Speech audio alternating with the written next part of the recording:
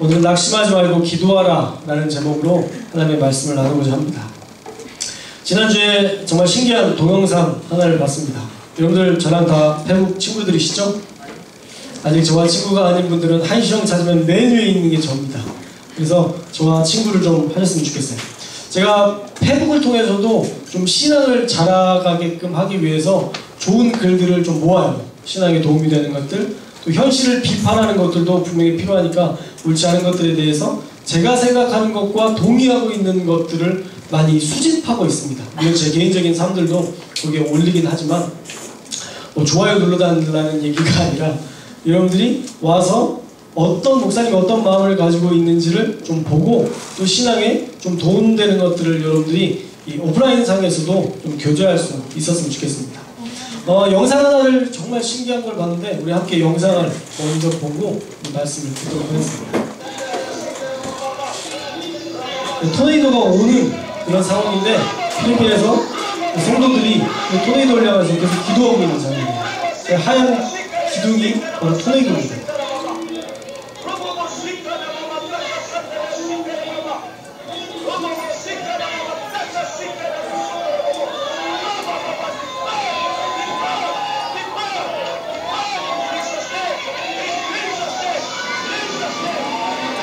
바로 위쪽에 보면 저 휘몰아치는 이 모습이 있는데 정말 감정이기도 하죠.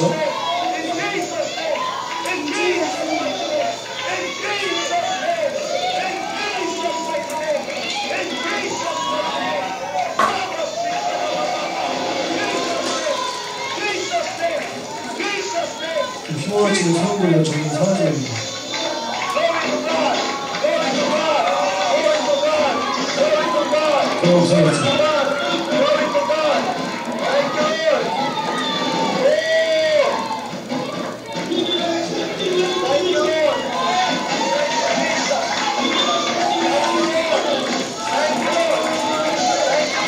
여기까지입니다.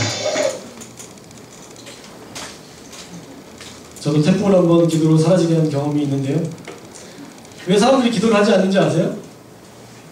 머리로 생각하고 미리 포기해버리는 경우들이 너무 많기 때문에.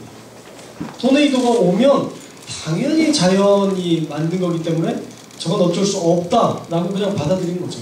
태풍이 올 때도 마찬가지예요. 태풍이 오면 태풍 어쩔 수 없지 내가 어떻게 태풍을 막아. 이렇게 미리 내 스스로가 한계를 지을 때가 너무 많더라고요. 저 역시도 예전에 한번 여러분들과 나눴던 것 같은데 태풍이 온다고 하는데 그 전날 제가 이제 새벽 설교여서 내일은 웬만하면 태풍이 온다고 하니까 상륙한다고 하니까 좀 연세가 있으신 분들은 좀 예배를 자제하시고 이렇게 이제 설교하고 마지막에 광고를 그렇게 좀 넣었는데 너무 믿음 없어 보이더라고요. 목사님이 한다는 얘기가 결국 태풍 오니까 새벽 예배 나오지 말라는 이 얘기를 한다는 게 너무 좀 그래서 이건 아니다 싶어서 생각을 바꿨어요. 하나님 태풍을 없애주십시오. 분명히 태풍이 북상한다고 얘기하고 있지만 하나님 태풍을 없애주시고 우리 성도들이 하나님 앞에 예배할 수 있도록 하나님 나올 수 있도록 은혜를 주십시오. 그렇게 기도를 바꿨어요. 그리고 그 다음날 정말 태풍이 안 왔어요. 어느 시점에서 태풍이 갑자기 사라졌습니다. 뉴스를 보니까 그렇게 나오더라고요. 너무 감사했어요. 누가 기도해서 된 거죠? 제가 기도해서 된 겁니다. 저뿐만 아니라 또 어떤 사람이 간절히 기도했던 어떤 그 기도 제목을 들으시고 하나님께서 응답하셨다고 봐요. 우리는 대부분 기도는 상식선에서만 하려고 해요. 그러나 상식을 뛰어넘는 하나님의 역사를 초상식이라고 부릅니다. 우리는 상식을 뛰어넘는 역사를 경험하기 위해서 하나님 앞에 기도하는 거예요. 하나님은요, 기도하는 사람의 간절함을 보시고 역사하십니다. 우리가 본 영상처럼 말이죠. 우리 모두가 기도의 능력을 간과하지 않기를 주님의 이름으로 축원합니다. 기도가 별것 아닌 것처럼 여기는 우리의 마음들을 좀 바꿨으면 좋겠어요. 기도는요, 하늘을 움직이고요, 땅을 변화시키는 힘입니다. 또 기도는 사람의 마음을 변화시키고 이 나라를 변화시킬 능력입니다. 요나가 니느웨 백성에게 멸망을 선포할 때 니느웨 백성들은 어떻게 했죠? 그날의 하나님은 심판받을 나라였어요. 그런데 그 멸망을 선포하니까 니느웨 백성들이 어떻게 했냐면 금식기도 했어요. 우리가 이렇게 멸망당할 수 없다라고 생각하고 금식기도를 시작했어요. 하물며 그 땅에 있는 동물들까지 금식을 시켰어요. 물도 안 줬어요. 물도. 그런데 그런 간절한 금식기도를 들으시고 하나님께서 응답하셔서 하나님께서 멸망을 거두셨다는 거예요. 하나님께서 선포하셨던 멸망은요, 사실 니들 죽어봐, 뒤졌어. 지금까지 이렇게 산 니들 삶을 보면 뒤져야 돼. 이렇게 막 하나님께서 죽이려고 작정하고 그냥 칼 들고 그냥 이렇게 죽이시려는 게 아니라 진짜 마지막 기회다, 이걸 말씀하고 싶었습니다. 진짜 마지막 기회니까 이제는 정말 돌이켜야 된다. 진짜 마지막 기회니까 이제는 돌이켜라 라고 말씀하시는 돌이킴의 시간이라는 것입니다. 그런데 그 시간에 돌이키지 못하면 진노를, 심판을 당할 수밖에 없어요. 여러분들 혹시 살아가면서 여러분들이 짓고 있는 어떤 죄에 대해서, 또한 어떤 신앙의 한계점에 대해서 여러분들이 생각하고 또 고민하게 되는 때가 있을 겁니다. 하나님께서 하지 말라고 하는 것에 대한 진노의 한계점을 느끼는 분들도 있을 것입니다. 만약 그것을 느끼고 계신 분이 있다면 여러분 돌아와야 됩니다. 그 신앙의 한계점, 어떤 죄악의 한계점 이상을 넘어가면 더 이상 회복은 없어요. 목회자 역시도 마찬가지입니다. 목회자들도 이런 부분에서 너무 많이 넘어졌어요. 그것을 음란에 대해서, 또 죄에 대해서, 돈에 대해서, 다양한 탐욕에 대해서 그렇게 하지 말라고 하나님께서 다양한 방법으로 말씀하시고 경고하셨음에도 불구하고 그것들을 돌이키지 못했을 때 하나님의 극심한 심판이 임하게 되고 더 이상 그 사람은 하나님의 쓰임을 받지 못하는 경우들이 대단히 많이 일어난다는 것이죠. 우리 청년들도 마찬가지예요. 심판이 시작되면 이후로는 후회하며 길고 깊은 어두운 터널을 지나야 됩니다. 심판이 시작된 순간부터는 이제 긴 터널을 더 지나가야 돼요. 그 긴 터널을 지나간 후에야 새롭게 시작할 힘과 용기를 얻게 됩니다. 이스라엘 백성이 그랬잖아요. 이스라엘 백성이 심판이 시작되었을 때는 하나님의 무자비한, 자비 없는 심판이 시작됐어요. 그 이후에 회복이 있었던 것이지 돌이키지 못하는 그 사람들은 그러한 엄청난 힘들고 어려운 길을 통과했습니다. 사랑하는 여러분, 죄를 뛰어넘기를 주님의 이름으로 축원합니다. 제발 죄에서 멈춰있지 않기를. 여러분들이 그 죄를 뛰어넘어야 다시 하나님의 놀라운 은혜를 경험할 수 있고 진리 안에 거할 수 있고 진리 안에서 몸부림칠 수 있는 거예요. 그 죄와 친구가 되어서는 안 돼요. 그 죄를 뛰어넘어야 됩니다. 그것이 어쩌면 은밀한 죄일 수도 있습니다. 기독교인이라고 하면서도 여전히 죽고 있는 음란, 도둑질, 그리고 사람을 죽이는, 또 욕심으로 말미암은 다양한 죄들, 그 죄가 쌓이고 쌓이면 그리고 결국 가득 차게 되면 심판이 이른다는 사실을 우리가 기억해야 됩니다.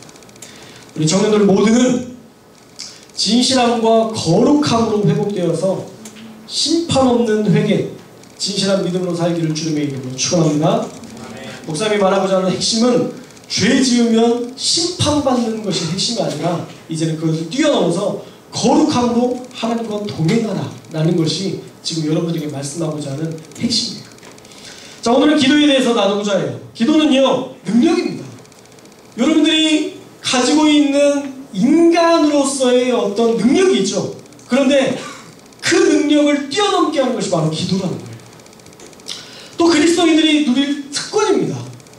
여러분, 기도는 억지로 해야 되는 게 아니라 우리가 누릴 수 있는 특권이에요. 또 기도는 하나님을 만날 수 있는 특별한 은혜입니다. 오늘 우리가 읽었던 예레미야서 29장 12절에서 13절 말씀 우리 함께 읽어볼까요? 함께 읽겠습니다. 시작. 너희가 내게 부르짖으며 내게 와서 기도하면 내가 너희들의 기도를 들을 것이요 너희가 온 마음으로 나를 구하면 나를 찾을 것이요 나를 만나리라. 예, 기도하면 주님께서 들으신대요. 여러분들이 저에게 얘기하면 듣는 것처럼, 내가 여러분들에게 말할 때 여러분들이 듣는 것처럼 주님께서도 우리가 하나님 앞에 아뢰는 것들에 대해서 들으신다라고 얘기하고 있습니다. 또 우리가 찾으면 만나주실 거예요. 여러분들이 사무실에 저를 찾으러 오면 저를 볼 수 있잖아요. 여러분들이 여기에서 아니면 여러분의 그 학교에서 아무리 저를 찾아도 전 물론 제가 찾는다고 할 수도 있지만 그 자리에서는 여러분들이 저를 만나지 못해요. 그러나 목사님이 계신 곳에 오면 저를 만날 수 있는 것처럼 여러분들이 하나님을 만날 수 있는 자리가 바로 기도의 자리라는 거예요. 아, 하나님과 어떻게 대화해야 될지 모르겠어요. 여러분 그런 분들이 있으시죠. 하나님을 어떻게 만나야 될지 모르겠어요. 그런 분들이 있으시죠. 너무 쉬워요. 기도의 자리로 오라는 거예요. 주님에 계신 그 자리로 와서 하나님께 부르짖으라는 거예요. 주님을 만나는 방법에 대해서 두 가지 우리가 오늘 읽은 말씀에서 주목해야 될 것이 있어요. 두 가지인데 하나는 부르짖음이에요. 하나님 앞에 기도할 때에 우리가 부르짖는 기도를 해야 된다는 거예요. 하늘에 닿을 정도로 소리치는 그런 간절함을 하나님께서 들으신다는 것입니다. 여러분 간절함은 어떻게 해요? 여러분 간절한 마음이 있을 때 어떠세요? 소리치잖아요. 가지마! 사랑하는 사람이 떠날 때, 물론 사랑하지 않는 사람이 떠날 때는 자기가 이렇게 할 수 있지만 정말 사랑하는 사람이 떠날 때 가지마! 애절하게 막 할 수 그렇게 하게 되지 않아요? 없나요? 미안합니다. 그 애절함, 그게 바로 부르짖으며 라는 뜻이에요. 또 하나는 온 마음으로 라고 13절에 얘기하고 있어요. 온 마음으로. 다른 생각이 아니라 오직 하나님께만 집중하여 드리는 기도를 말씀하는 것입니다. 여러분들이 지금 말씀을 듣는 태도가 너무 좋아요. 모두가 이 말씀에 대한 어떤 깊은 이해를 그리고 말씀에 들으려고 이렇게 눈이 초롱한 이 모습, 이 모습이 바로 온 마음으로 집중하는 그 모습입니다. 그러한 모습으로 하나님의 말씀을 듣고자 하고 나에게 감동 주신 것들을 적어놓고 감동된 것들을 순종하는 이러한 일들이 있다라면 그것이 바로 정말 온 마음으로 드리는 예배일 것이고 기도일 겁니다. 여러분들 기도할 때에 딴 생각 너무 많이 들어가시죠?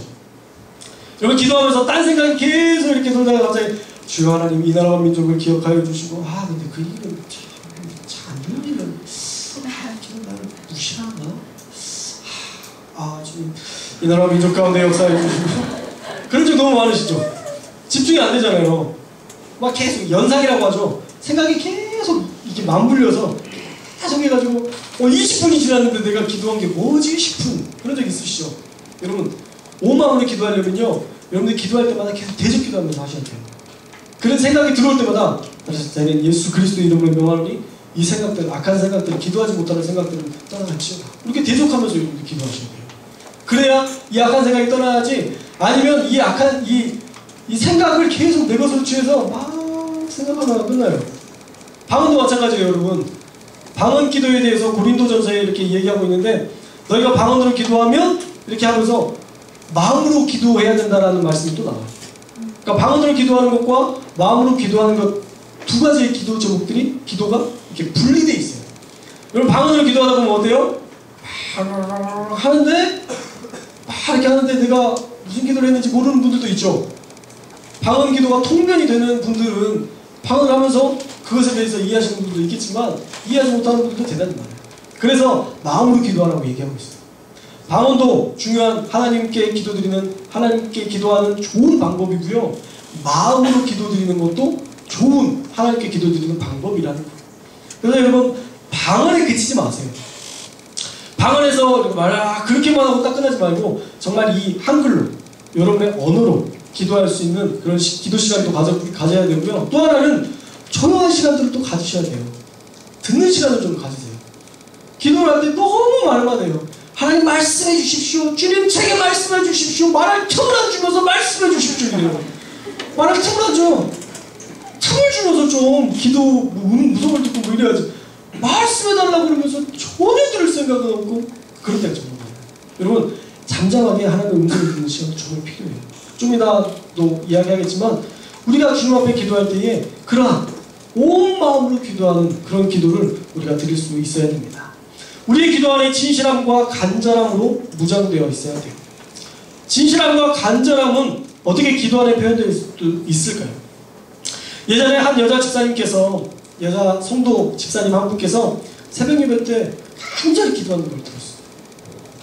그분이 기도했던 그 기도는 그 전과 달랐어요. 그분이 그렇게 간절히 기도할 수 있었던 이유는 뭐냐면 남편분이 암에 걸렸다는 소식을 듣고 그렇게 정말 애통하면서 그렇게 기도하시더라고요.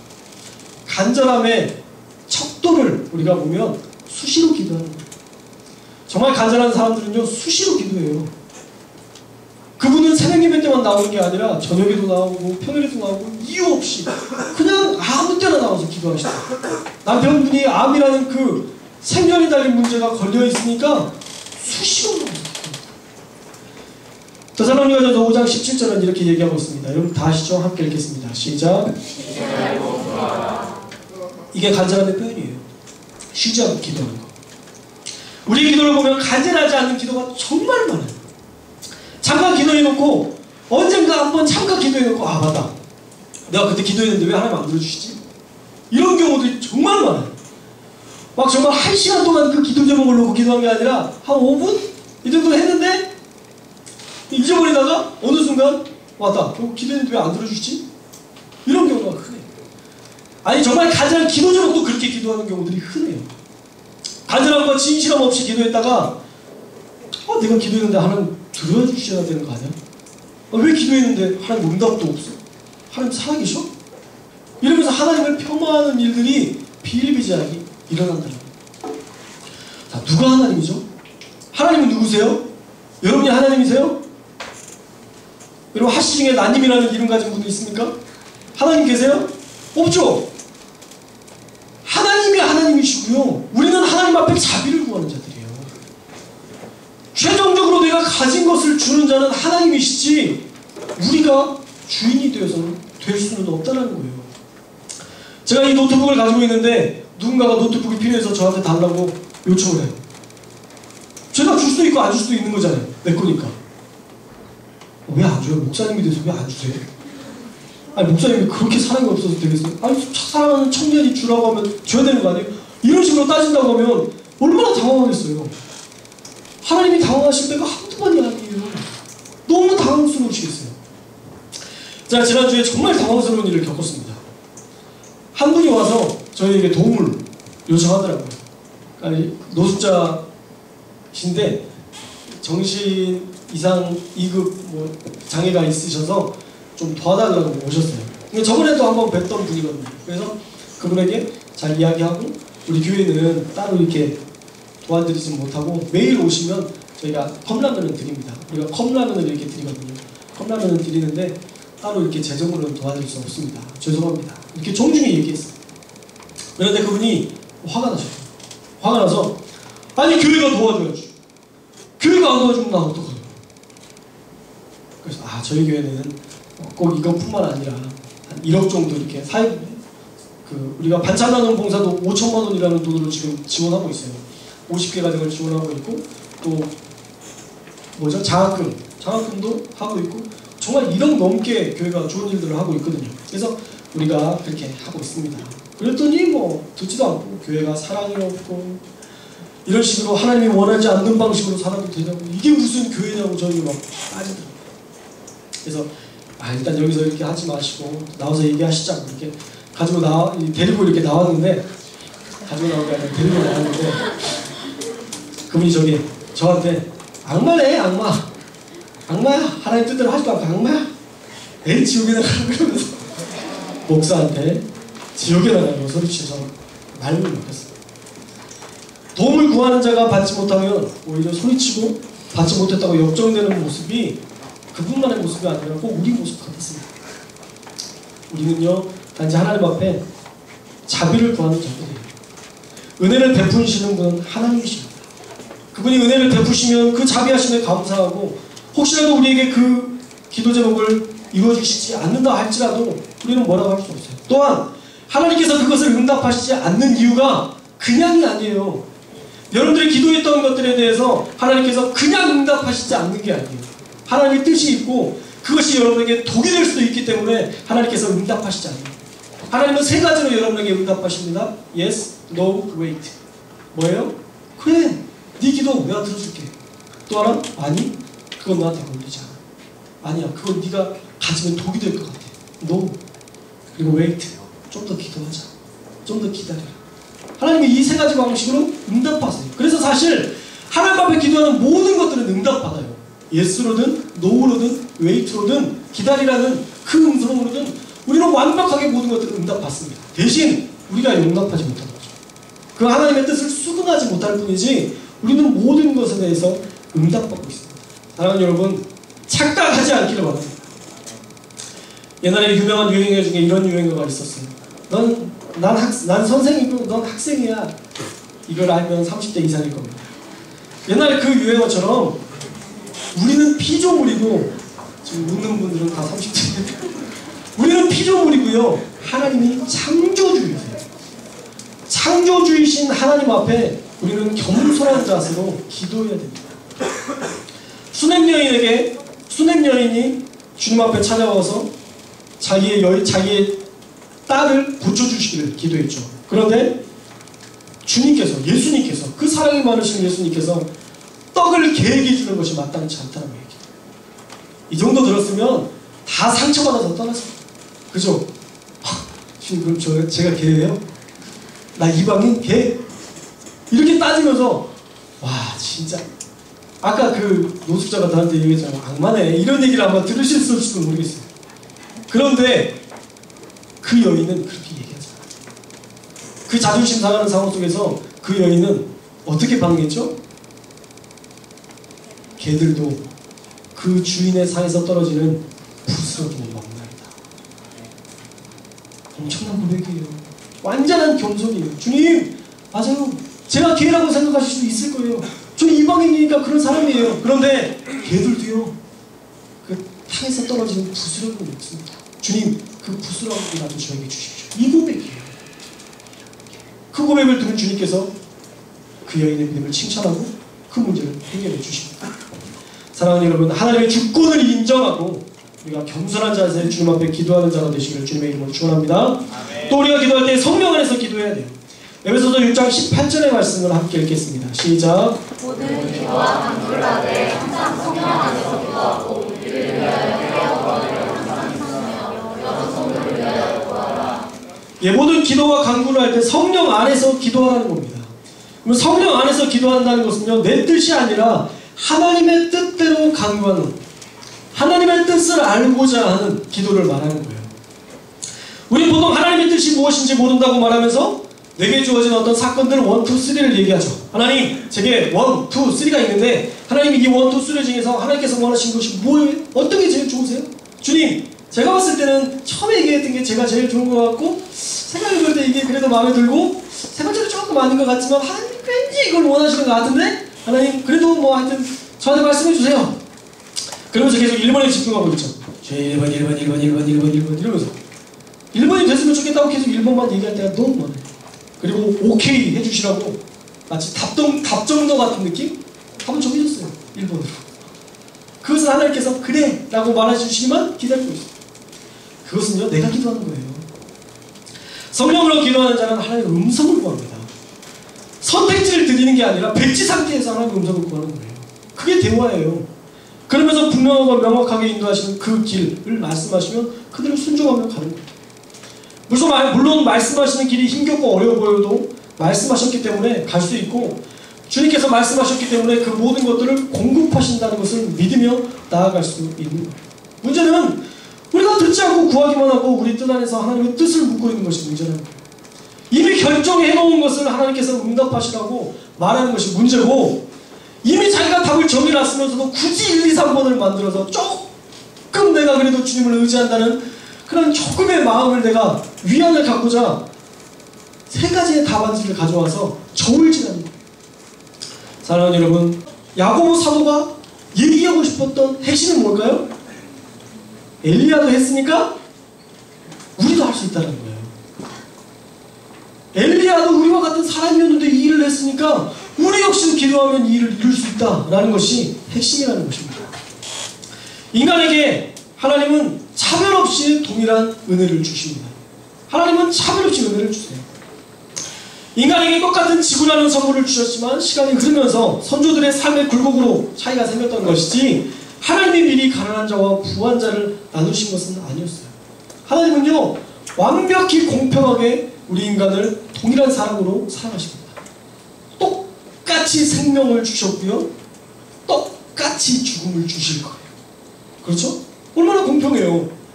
금수저, 흑수저, 금수저여가지고 이렇게 죽였더니 생명이 하나 더 있고 그러지 않아요. 똑같아요. 똑같이 생명을 주셨고요. 똑같이 죽음을 우리에게 주셨습니다. 공평하신 하나님은 얼마나 그 사람이 간절하게 주님을 찾느냐, 또 얼마나 주님과 동행하느냐를 보시고 그 기도를 들어주신다는 것입니다. 엘리야에게 약속하신 하나님이 저와 여러분에게 역사하신다는, 엘리야에게 역사하신 하나님이 저와 우리에게도 역사하신다는 사실을 믿고 기도할 수 있기를 바랍니다. 자, 마지막으로 우리 낙심하지 말고 기도해야 돼요.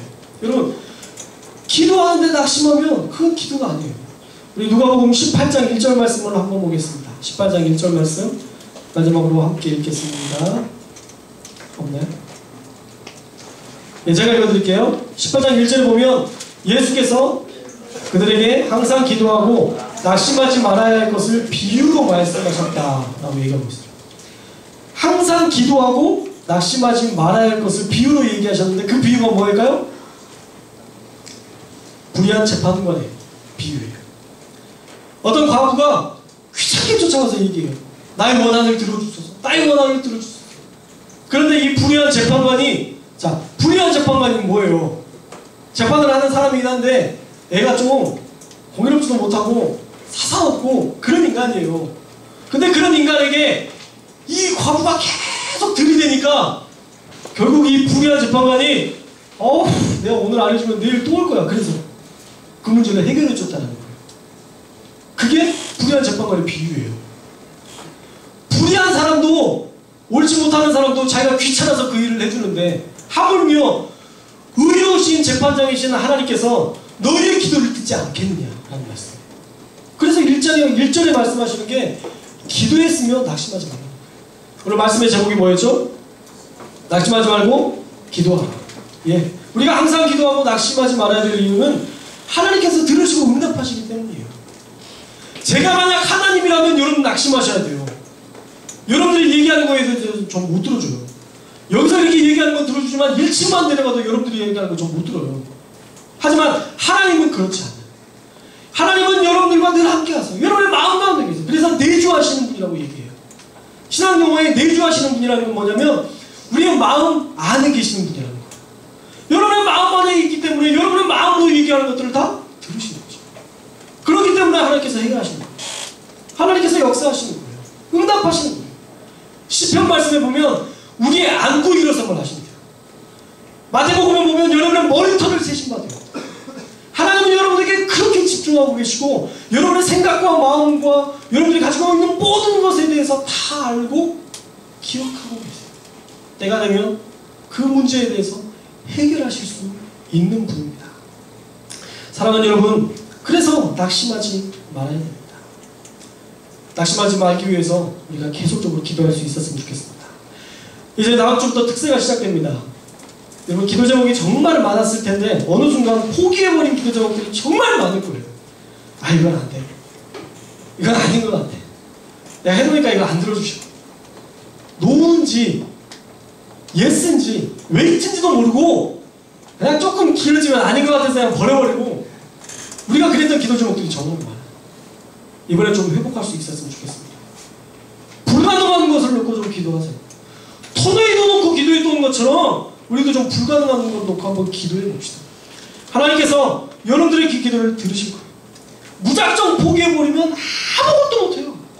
아무것도 없어요. 낙심한 사람들이 성공했던 놀라운 역사들 본 적 있으세요? 실망했는데 그 실망이 능력이 되어서 인생을 바꿨던 그런 놀라운 위인들의 역사를 본 적 있으세요? 없어요. 얼마 전 무한도전에서 도산한창호 선생님의 그런 일대기를 계속 그렸죠. 얼마나 낙심될 일이 많아요. 막내 아들을 보지 못하지만 나라와 민족을 위해서, 국가를 살리기 위해서 그렇게 애쓰면서 몸부림치면서 끝까지 포기하지 않고 나아가죠. 그래서 지금까지도 2016년을 사는 지금 우리들에게도 한국을 사랑할 수 있는 마음을, 한국을 위해서 기도해야 될 이유를 우리가 발견하게 되잖아요. 포기해버리면 아무것도 아닌 거예요. 그러나 기도하고 기다리면 우리는 반드시 때를 얻게 됩니다. 하나님이 살아계시고 우리의 기도를 들으시기 때문입니다. 여러분들의 그 신음과 여러분의 그 괴로운 마음들을 주님께서 들으시기 때문에 탈식하는 자의 소리를 하나님께서 들으시고 심판하신다 말씀하셨기 때문에 어떤 기도든 좋아요. 물론 너무 저주하는 기도 안 됩니다. 하나님 저 사람 죽였어요 이런 기도 말고 제발 이거 좀 거룩한 하나님의 생각에서 하나님의 그 마음으로 가지고 기도할 수 있는 그런 기도를 가지고 우리가 좀 도전하면 하나님께서 반드시 여러분들 기도를 들으시고 응답하실 줄 믿습니다. 할렐루야! 아멘. 할렐루야! 아멘. 이번 특세에 꼭 참석하시기 바랍니다. 할렐루야! 인원 동원하는 거 아니에요. 여러분이 안 나오시면 여러분이 손해예요. 여러분이 안 나온다고 해서 다른 사람들이 손해받지 않아요. 여러분 이렇게까지 결단하고 여러분들에게 이야기를 했는데 그럼에도 불구하고 결단하지 않는 것은 여러분들이 이제 그것에 대해서 여러분들이 책임지는 거예요. 내가 뭐 안 받기로 결정한 거예요. 정말 그렇게 하지 않았으면 좋겠어요. 힘들지만 도전하셔서 말씀 가운데 다시 힘을 얻고 여러분들이 놓았던 여러분들이 그냥 포기해버렸던 다양한 기도적 비전과 또한 하나님 앞에 구하였던 어떤 가정의 문제들과 또한 하나님 앞에 구했던 모든 것들을 응답받는 귀한 시간이 되시기를 주님의 이름으로 축원합니다. 기도하겠습니다.